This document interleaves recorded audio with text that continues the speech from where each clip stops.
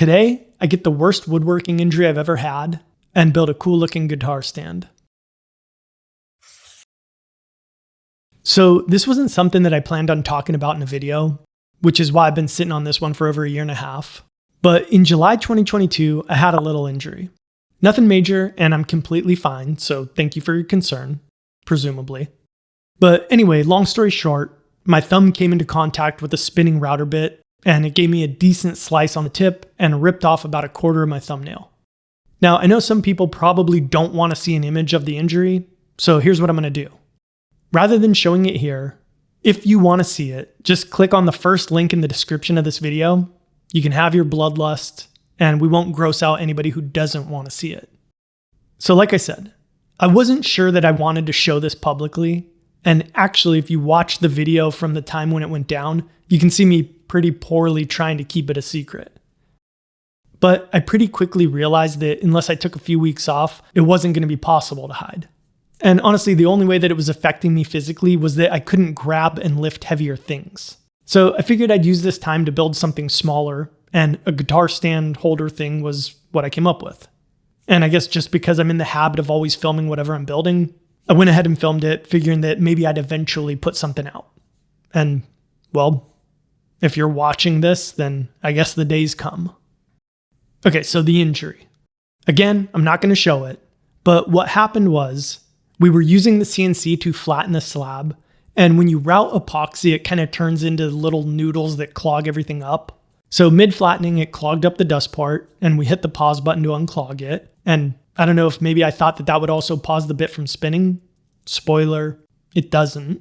But completely my fault, and very stupidly, I reached in to clear out the clog and touched the bit. So, did it hurt? Honestly, not really. If you've ever touched a small plastic oscillating fan, it felt like that. Like pressure kind of bumping you away from touching something. The most painful part was actually the second day at the doctor's office when they had to peel off some gauze that was kind of stuck to the wound.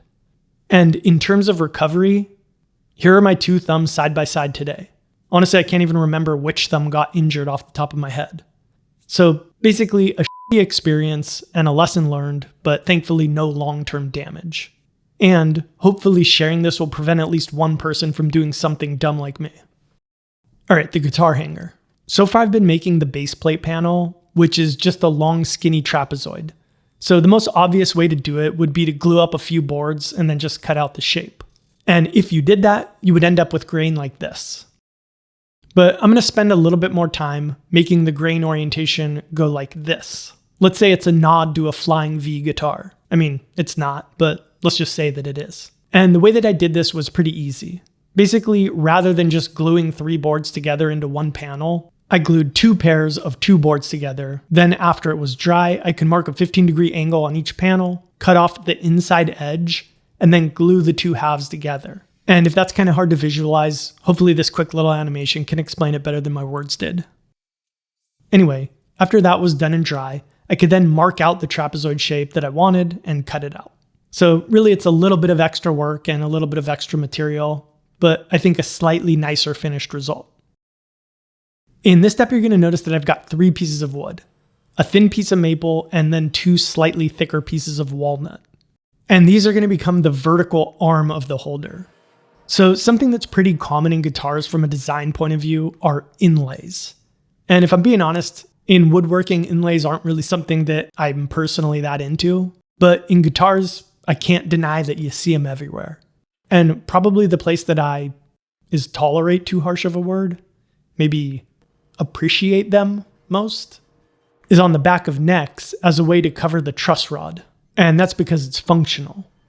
So as an homage to truss rod covers everywhere, I'm going to make this vertical piece as a walnut maple sandwich.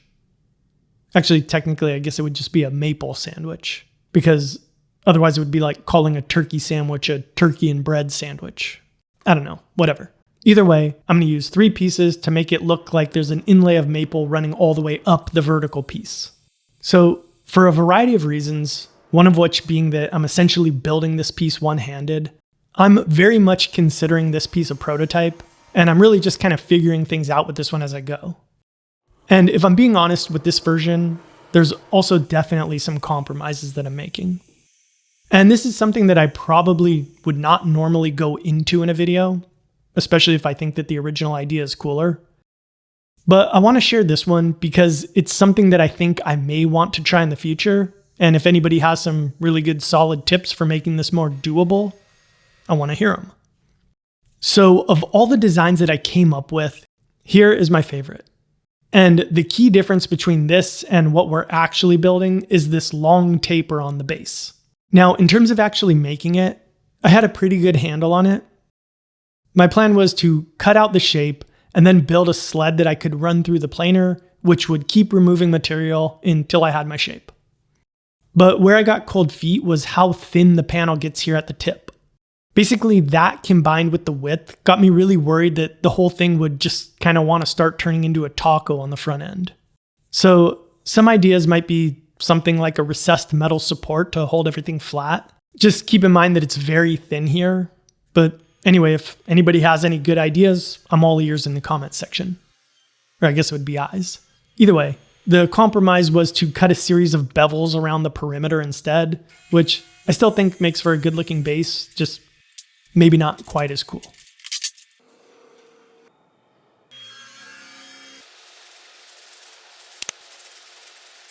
Okay, up to now, things have been going pretty well for this being a prototype, but that's all about to change. So here I'm using a cheap wall guitar hanger that I got off of Amazon for parts, and my plan was to modify it for the project.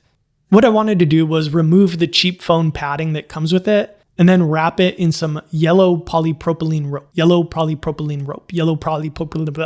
Try saying that 3 times fast. So to make the hook function, I needed to drill a few holes in the vertical piece. One that goes all the way through, and then a larger countersunk hole for a nut to attach the hanger.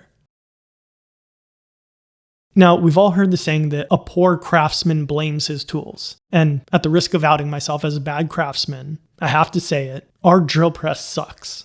Not only does the table not tilt, but you can't even lock it in place anymore. But I decided to go for it anyway. And it was drilling these 2 holes that finally put me over the tipping point. So in this shot, you can see me drilling a pilot hole. And then on the back side, I used a Forstner bit for my nut hole. Make your own joke for that one. Oh, and also the chuck on our drill press sucks. Anyway, by this point I had lost all faith, and we actually ended up ordering a new drill press. So take your last good look at this one. Anyway, then I switched to enlarging the hole by hand, and you can see here that I had a lot of tear out. So that meant I needed to recut this face to remove the bad material. Also, the hole was pretty noticeably off center. Again, I'm blaming the drill press. So I had to recenter it by cutting a larger, nicely centered hole. So to recenter it, I just had to cut a larger hole from the backside.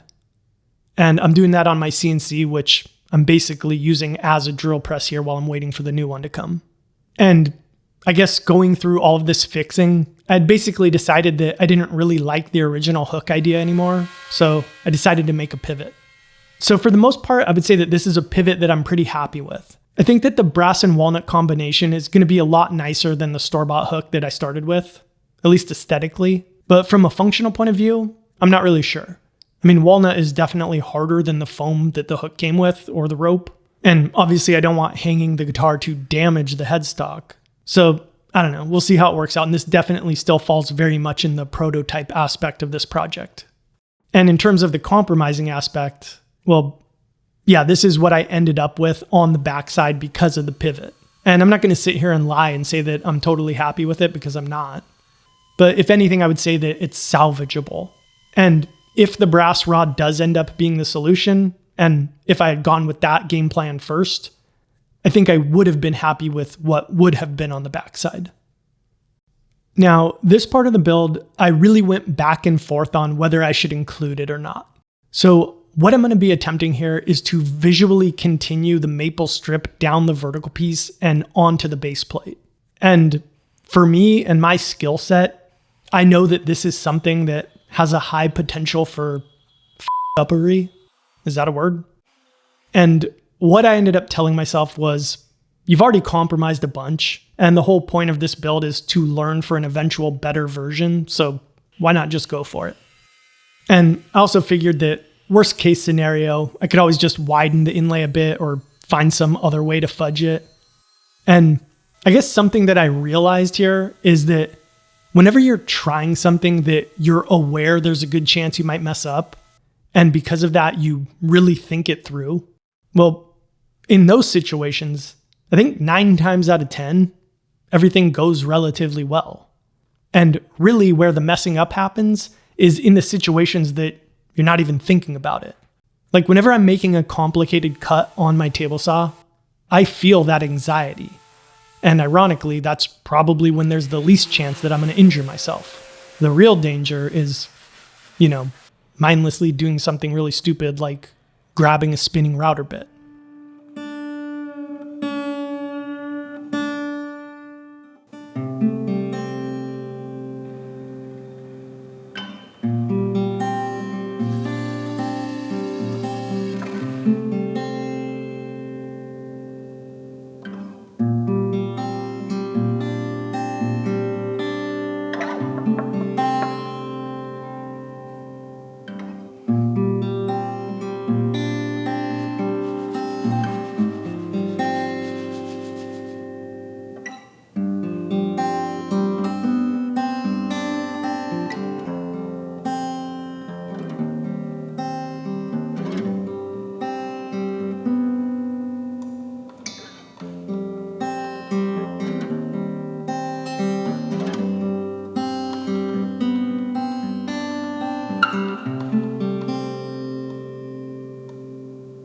Thanks for watching, and stay safe.